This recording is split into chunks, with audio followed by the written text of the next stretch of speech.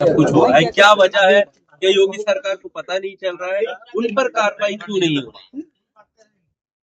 देखिए, मैं समझता हूँ कि जिन लोगों ने इतना दुस्साहस किया है कि खुलेआम एक गैर कानूनी काम किया है, हथियारों को न सिर्फ डिस्प्ले किया है बल्कि घर घर जाकर बांटा है, और बांटने के साथ साथ एक कम्युनिटी के खिलाफ, मुसलमानों के खिलाफ नफरत की बातें भी कही हैं। तो ये अपने आप नहीं हो सकता। ये साफ तौर पर लगता है कि इनको पॉलिटिकल प्रोटेक्शन हासिल है। इनको पता है कि हमारे खिलाफ कार्रवाई नहीं होगी। ये जानते हैं कि सरकार जो है हमारी सरकार है, हमारे खिलाफ सख्त कार्रवाई नहीं कर सकती। इसीलिए वो इतना हौसला आगे बढ़ रहा है। इसीलिए इसको हम समझते हैं कि सरकार को चाहिए कि ऐसे लोगों के खिलाफ सख्त कार्रवाई करे, और ऐसे ऐसे कार्रवाई करे ताकि लोग आगे से ऐसी हिम्मत न करने पाए। तो हमको ये लगता है कि जो कार्रवाई की गई है वो सिर्फ ऊपरी तौर पर मामले को ठंडा करने के लिए या दिखाने के लिए है। असल जो कार्रवाई होनी चाहिए, जिसने प्लानिंग किया, जिसने ये सब किया, जो इसके पीछे है, और उनको सख्त से सख्त कानून के मुताबिक सजा मिलनी चाहिए। अगर मान लीजिए इन लोगों के अलावा किसी और धर्म के लोग ऐसा करते, क्रिश्चियन से ऐसा करते, या कोई मुसलमानों में से ऐसा करता, या सिखों में से कोई ऐसा करता, तो क्या सरकार का रवैया यही होता? तो ये साफ नजर आता है कि सरकार ऐसे तत्वों का न सिर्फ संरक्षण कर रही है, उनको बचा रही है, उनकी हौसला अफजाई कर रही है अपनी राजनीति के लिए। तो ये बहुत खतरनाक चीज है कि जब सरकार जो है वो ऐसे तत्वों को सजा देने के बजाय पीछे से उनको आगे बढ़ाए और उनका हौसला बढ़ाए। पर ऐसे लोग जब बांटते हैं तो ये कहते हैं कि हिंदुस्तान में रहना होगा तो संविधान से चलेगा देश, और जय श्री राम कहना होगा। तो संविधान की बात भी करते हैं और अपने नारे को दूसरे पर थोपने की भी बात करते हैं। ये देश जो है किसी की मर्जी से नहीं चलेगा, संविधान से ही चलना चाहिए। और ये संविधान जब तक रहेगा तभी तक हमारा ये देश जो है वो एक उसमें यूनिटी रहेगी। अगर संविधान में जो बराबरी दी गई है, संविधान में जो सबको फ्रीडम दी गई है, उसकी पालना नहीं होगी, और कोई एक ग्रुप अपनी बात दूसरे पर थोपना चाहेगा, तो ये भारत भारत नहीं रहेगा। ये भारत की पहचान ही इसी से है कि सब आजाद हों, सबको फ्रीडम हो, सब अपने अपने धर्म के मुताबिक आचरण करें, किसी पर कोई बात थोपी न जाए, किसी पर कोई दबाव नहीं डाला जाए, और सबको अपने धर्म के मुताबिक आचरण करने की पूरी आजादी। सरकार का तर्क है कि अगर हमने तलवारें बांटी है तो हिंसा के लिए नहीं बल्कि बहन बेटियों की सुरक्षा के लिए, रक्षा के लिए बांटी। तो इसका मतलब क्या ये मान लिया जाए कि यहाँ पर पुलिस और एडमिनिस्ट्रेशन और जो सुरक्षा के लिए जो एजेंसियां काम कर रही हैं, क्या वो नाकाम हो चुकी हैं?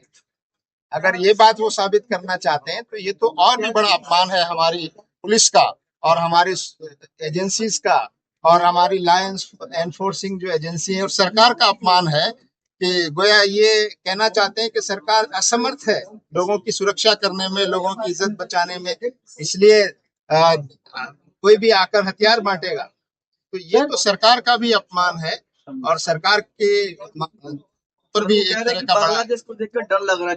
बांग्लादेश को मुसलमानों का रवैया पीछे मुसलमानों का रवैया हो जाएगा, तुमको डर लग रहा है कि इस तरह के मुसलमानों बांग्लादेश जैसे हालात ना बन जाए। देखिए, हमारे देश को चलाने के लिए हमारा संविधान है, और हमारे देश को किसी और देश से अगर वो उसकी तरफ देखते हैं या लोगों को डराते हैं, तो मैं समझता हूँ कि वो उस देश का हित नहीं कर रहे, वो नफरत का एजेंडा है तो वो फैलाना चाहते हैं।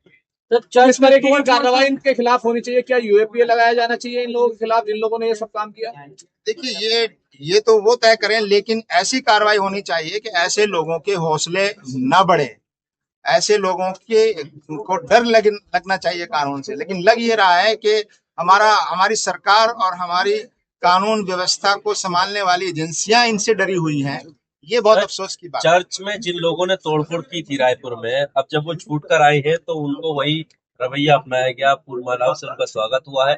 और पहले भी ऐसे कई मामलों में जब अपराधी छूट कर आए हैं तो उनका स्वागत हो रहा है। तो ये किस दिशा में देश जा रहा है? देखिए, ये हमारे देश के लिए और भारतीय समाज के लिए बहुत चिंता की बात है कि अपराधियों को सम्मान मिले, अपराधियों का महिमा मंडन हो, अपराधियों को हीरो माना जाए।